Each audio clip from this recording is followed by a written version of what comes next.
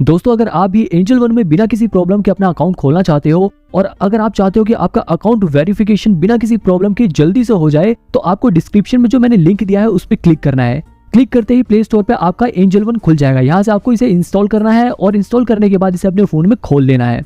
App खोलते ही यहाँ पर नीचे दो ऑप्शन दिए हुए हैं, एक है लॉगिन का और उसके बगल में है साइन अप का। अगर आप अपना पहली बार इसमें अकाउंट खोल रहे हैं तो आपको साइन अप पे क्लिक करना है। साइन अप पे क्लिक करते ही आपसे आपका फोन नंबर मांगेगा, तो यहाँ पर सबसे ऊपर आपको अपना फोन नंबर डाल देना है और नीचे यहाँ पर आपको मेरा ये वाला रेफरल कोड डाल देना है। दोस्तों अगर आप मेरा रेफरल कोड डालते हो तो इससे मेरे को फाइनेंशियली थोड़ी हेल्प मिलेगी और जब आपका अकाउंट बन जाएगा, आप अगर किसी और को शेयर करोगे तो आपको भी 500 रुपए का गिफ्ट वाउचर मिलेगा। तो यहाँ पर आपको ये रेफरल कोड डालना है और नेक्स्ट पे क्लिक कर देना है।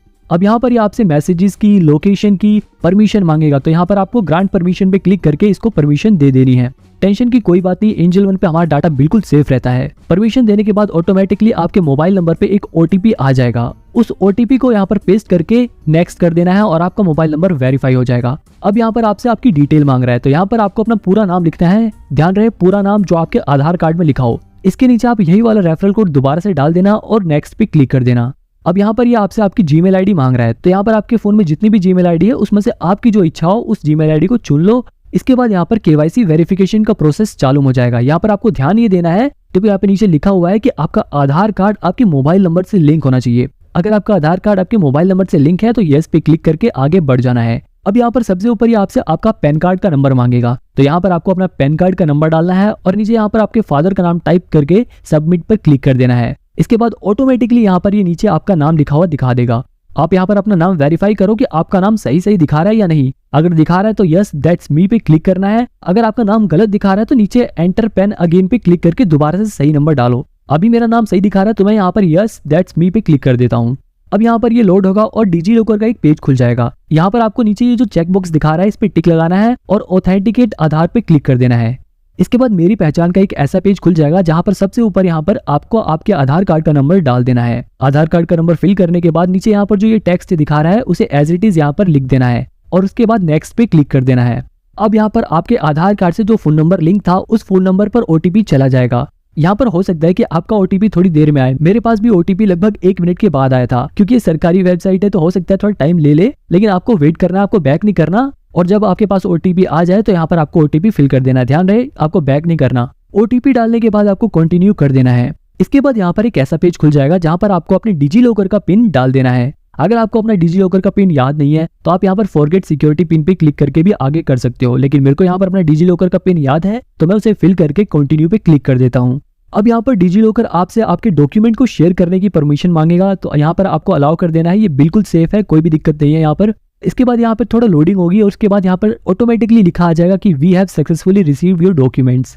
इसके बाद यहाँ पर बैंक अकाउंट चूज करने का ऑप्शन आ जाएगा। अगर आपका इन चारों में से कोई बैंक अकाउंट है तो आपको चूज करना है, नहीं तो आप अगर आपका कोई और सा बैंक अकाउंट है तो यहाँ पर अदर्स पे क्लिक करके आप अपना बैंक अकाउंट चूज कर सकते हो। मेरा यहाँ पर एसबीआई तो मैं उस पर क्लिक करूंगा और क्लिक करते ही एंजल वन यहाँ से आपसे परमिशन मांगेगा, तो यहाँ पर आपको अलाउ कर देना है और अलाउ करते ही ये ऑटोमेटिकली आपके उस नंबर से जो भी बैंक अकाउंट लिंक्ड है वो यहाँ पर दिखा देगा। अब क्योंकि मेरा फोन नंबर मेरे बैंक अकाउंट से लिंक था इसलिए यहाँ पर ऑटोमेटिकली उसने मेरा बैंक अकाउंट दिखा दिया।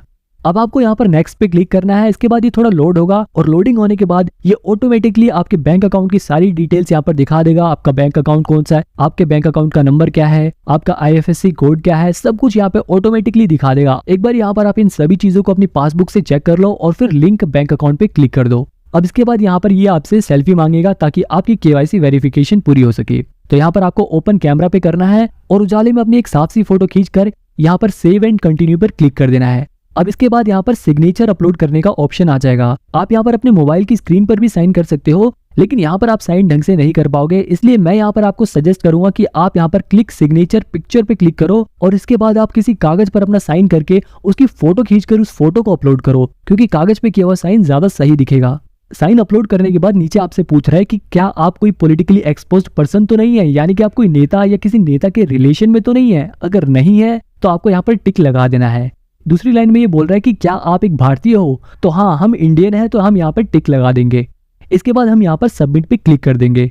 अब देखो यहाँ पर लिखा आ रहा है congratulations you will be activated for equity and mutual fund, यानी कि आप शेयर्स में इन्वेस्ट कर सकते हो और म्यूचुअल फंड में इन्वेस्ट कर सकते हो। लेकिन अगर आपको फ्यूचर एंड ऑप्शंस में भी इन्वेस्ट करना है तो यहाँ पर आपको अपनी बैंक स्टेटमेंट, या फिर पिछले 6 महीनों की पासबुक की एंट्री आपको यहाँ पर अपलोड करनी पड़ेगी। तो इन सभी चीजों में से आप किसी भी चीज को अपलोड करके अपना फ्यूचर एंड ऑप्शन एक्टिवेट कर सकते हो। आप डू इट लेटर पे क्लिक करके इसे अभी स्किप भी कर सकते हो और बाद में फ्यूचर एंड ऑप्शन को एक्टिवेट कर सकते हो। लेकिन अगर आप अभी फ्यूचर एंड ऑप्शन को एक्टिवेट करना चाहते हो तो यहाँ पर प्रोसीड पे क्लिक कर देना है। इसके बाद इस एरो पे क्लिक करके आपको अपनी बैंक स्टेटमेंट अपलोड कर देनी है और अपलोड करते ही इसके बाद ये आपसे आपकी एनुअल इनकम पूछेगा। तो यहाँ पर आपकी जितनी भी इनकम है उस पर क्लिक करो और नेक्स्ट पे क्लिक कर दो। अब यहाँ पर ये आपसे आपके प्रोफेशन के बारे में पूछेगा, तो आप यहाँ पर अपने हिसाब से चूज कर सकते हो। मैं सेल्फ एम्प्लॉयड हूँ तो इसलिए मैं यहाँ पर अदर्स पे क्लिक करके नीचे सेल्फ एम्प्लॉयड लिख दूंगा। अब देखो यहाँ पर नीचे लिखा हुआ है gate updates on notification on WhatsApp. तो अगर आपको एंजल वन के जरिए व्हाट्सएप पे नोटिफिकेशन चाहिए तो इस पे टिक लगे रहने देना। अगर आपको व्हाट्सएप पे नोटिफिकेशन नहीं चाहिए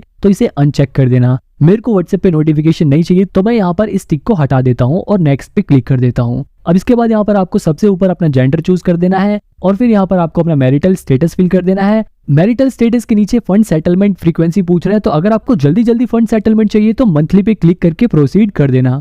अब इसके बाद यहाँ पर नॉमिनी ऐड करने का ऑप्शन खुल जाएगा। अगर आप चाहो तो अभी नॉमिनी पे क्लिक करके नॉमिनी ऐड कर सकते हो, वरना आप डू इट लेटर पे क्लिक करके इसे अभी के लिए स्किप भी कर सकते हो।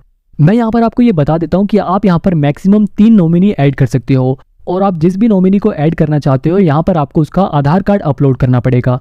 मैं अभी के लिए यहाँ पर इसे स्किप कर देता हूँ क्योंकि इसे हम बाद में भी ऐड कर सकते हैं। इसके बाद ये ऑटोमेटिकली आपको रिडायरेक्ट कर देगा आधार कार्ड ई साइन पर।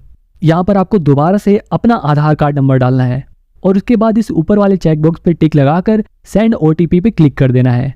थोड़ी देर लोड होने के बाद आपके फोन नंबर पर एक ओटीपी पहुंच जाएगा। उस ओटीपी को कॉपी करके यहाँ पर पेस्ट कर देना है और वेरीफाई ओटीपी पे क्लिक करके यहाँ पर आपको वेरिफिकेशन पूरी कर लेनी है।